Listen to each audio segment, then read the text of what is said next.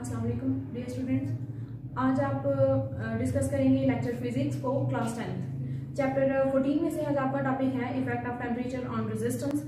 इसमें से आपने देखना है कि अगर कोई भी डिवाइस आप ले रहे हैं, कोई भी सब्सटेंस ले रहे हैं, ठीक है, उसकी रेजिस्टेंस की जो प्रॉपर्टी आती है वो टेम्परेचर के साथ इंक्रीज होती है या फिर डिक्रीज होती है। अब जो सब्सटेंसेस आप ले रहे हैं, सब्सटेंसेस में डिफरेंट टाइप्स आती हैं, मेटल है, सेमीकंडक्टर है, इंसुलेटर है, ठीक है। अब जो मेटल आपके पास आ जाएगा या फिर कंडक्टर आ जाएगा, जो मेटल है वो टोटली इलेक्ट्रॉन्स को पास आउट करवाता है, गुड कंडक्टर होता है। तो जो कंडक्टर आप ले रहे हैं, इसमें आप एग्जांपल ले सकते हैं सारे मेटल्स की। इसमें आप ऑल मेटल्स की बात करेंगे क्योंकि जो सारे मेटल्स हैं वो बेस्ट कंडक्टर ऑफ इलेक्ट्रिसिटी या फिर करंट होते हैं, ठीक है। आप इन डिवाइसेस में या सब्सटेंसेस में दूसरी चीज जो आपके पास आती है वो सेमीकंडक्टर आएगा। सेमीकंडक्टर में आप एग्जांपल ले सकते हैं सिलिकॉन की या फिर जर्मेनियम की। ये ऐसे मटेरियल्स हैं कि जिनकी प्रॉपर्टीज हाफ कंडक्टर में लाई करती है और हाफ इंसुलेटर में लाई करती है, इसीलिए इसको सेमी बोला जाता है। सेमी मीन्स के डुअल नेचर ये रखता है।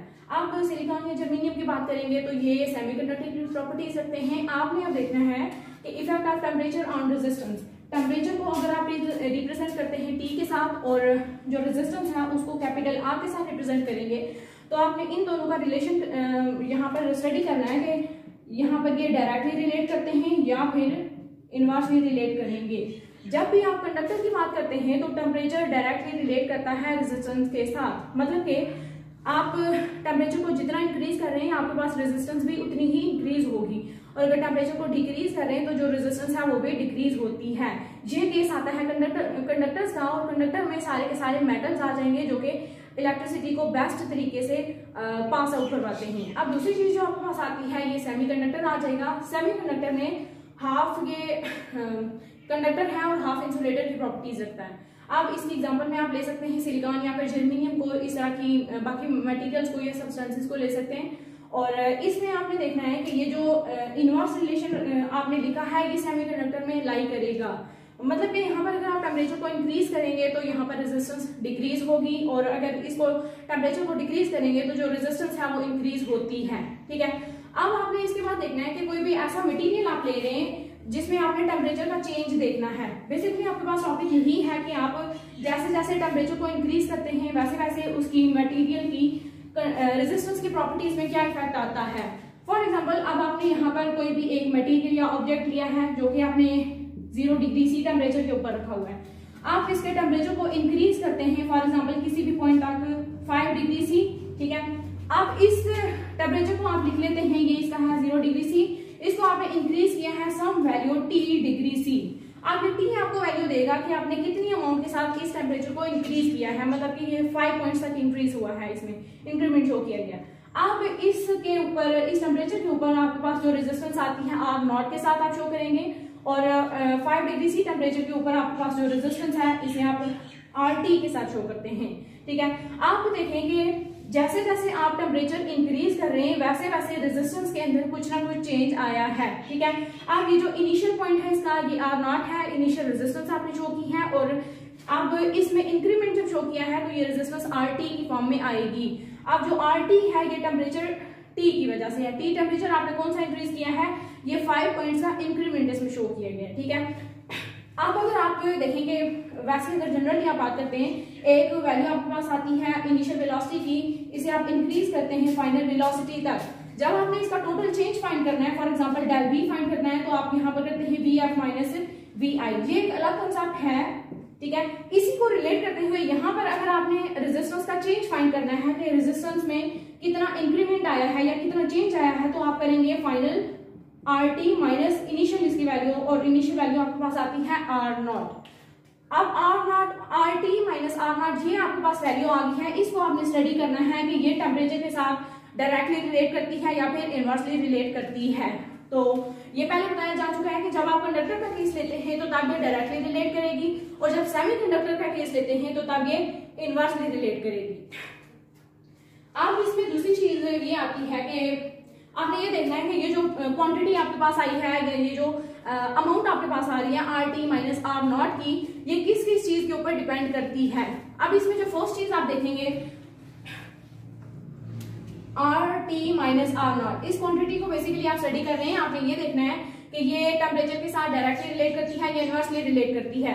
तो आपने कहा कि जब आप कंडक्टर का केस लेते हैं तो ये डायरेक्टली रिलेट करती है टेम्परेचर के साथ, मतलब कि इस क्वांटिटी को जब आप इंक्रीज करेंगे तो टेम्परेचर भी इंक्रीज होगा, और अगर इस क्वांटिटी को डिक्रीज करेंगे तो टेम्परेचर भी डिक्रीज होता है। ये इसका आगे है फर्स्ट पॉइंट कि ये क्वांटिटी टेम्परेचर के साथ डायरेक्टली रिलेट करती है, मतलब कि ये टेम्परेचर वो आया था जो आपने यहाँ पर इंक्रीमेंट इसमें लाया था 5 डिग्री सी टेम्परेचर, इस टेम्परेचर के साथ डायरेक्टली रिलेट करेगी। अब इसमें दूसरा पॉइंट ये आता है कि RT माइनस R0 की जो प्रॉपर्टी है ये डायरेक्टली रिलेट करती है इनिशियल रेजिस्टेंस के साथ। अब इनिशियल रेजिस्टेंस आपके पास ये आती है कि जब आपके पास टेम्परेचर 0 डिग्री सी था और यहाँ पर जो रेजिस्टेंस है वो R0 आ रही है, तो इसके साथ ये डायरेक्टली रिलेट करती है क्वांटिटी। अब तीसरी एक बात आती है RT माइनस R0, ये डिपेंड करती है यहाँ पर मटेरियल ऑफ कंडक्टर के साथ, मटेरियल ऑफ कंडक्टर के ऊपर ये डिपेंड करती है। अब मटेरियल की बात आगे हो चुकी है कि मटेरियल की नेचर क्या है। नेचर भी आपके पास कंडक्टर भी आता है, सेमीकंडक्टर भी आता है। जब कंडक्टर आप ले रहे हैं तो ये जो क्वांटिटी है ये डायरेक्टली रिलेट करेगी, जब आप सेमीकंडक्टर ले रहे हैं तो ये जो क्वांटिटी है ये इनवर्सली रिलेट करेगी। आप मटेरियल ऑफ कंडक्टर की आप बात करते हैं तो इसमें आप कंडक्टर की नेचर की बात करेंगे कि ये टोटली ब्लॉक करता है या टोटली अलो करता है इलेक्ट्रॉन्स को पास आउट होने के लिए। जब आप कंडक्टर की बात करेंगे तो ये 100% यहाँ पर पैसेज शो करता है, लेकिन अगर सेमीकंडक्टर की बात करते हैं तो ये 50% पैसेज है और ये 50% ब्लॉकेज है। तो इसकी हाफ ऑफ प्रॉपर्टीज लाई करती हैं, ये इनवर्स रिलेशन है और यहाँ पर इसका डायरेक्ट रिलेशन पाया जाता है कंडक्टर के केस में। अब अगर आप इसकी मैथमेटिकल फॉर्म को देखें,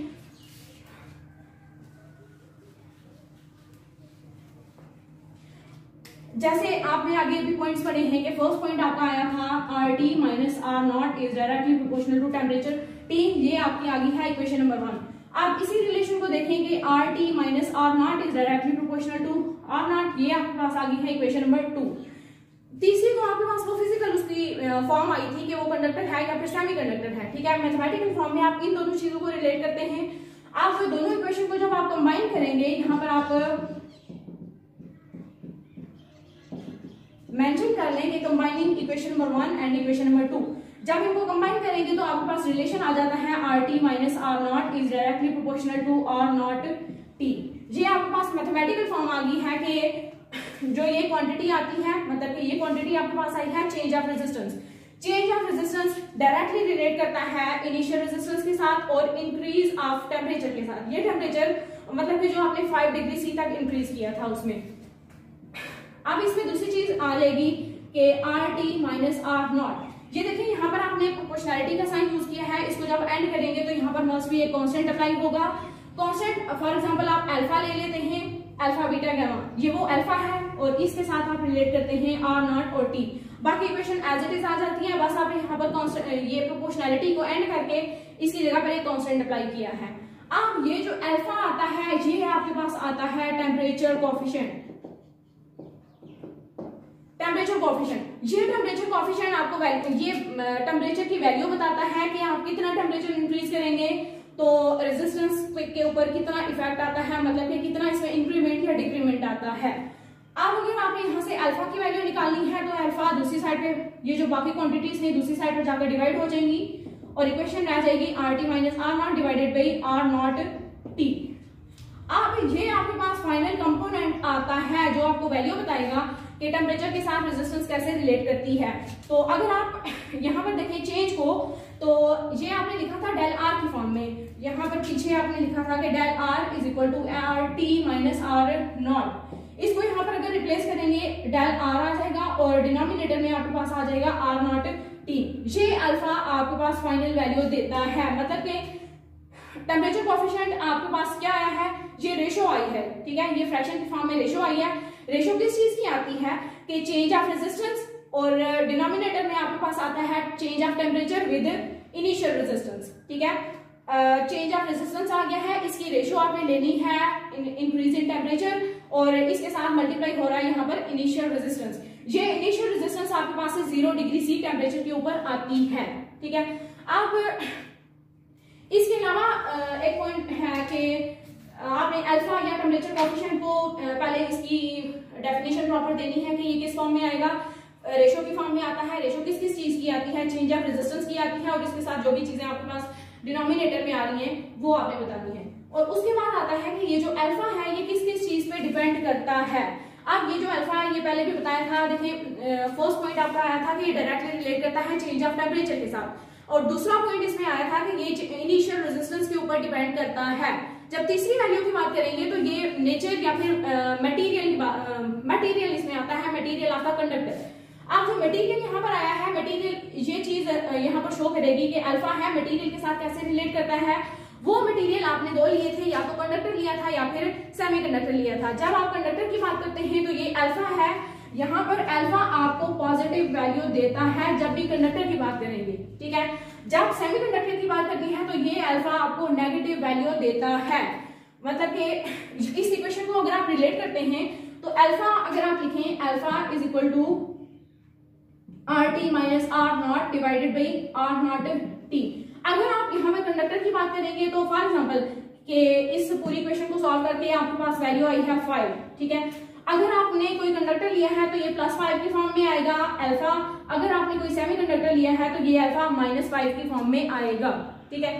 इसके अलावा अगर आप कोई प्योर कंडक्टर या मेटल ले रहे हैं तो अल्फा आपके पास पॉजिटिव है, अगर आप कोई सेमीकंडक्टर ले रहे हैं तो ये अल्फा आपके पास से नेगेटिव वैल्यू देता है। और सेमीकंडक्टर की प्रॉपर्टीज ये है कि ये हाफ करंट को या इलेक्ट्रिसिटी को पैसेज के लिए लो करता है और हाफ को ब्लॉक कर देता है।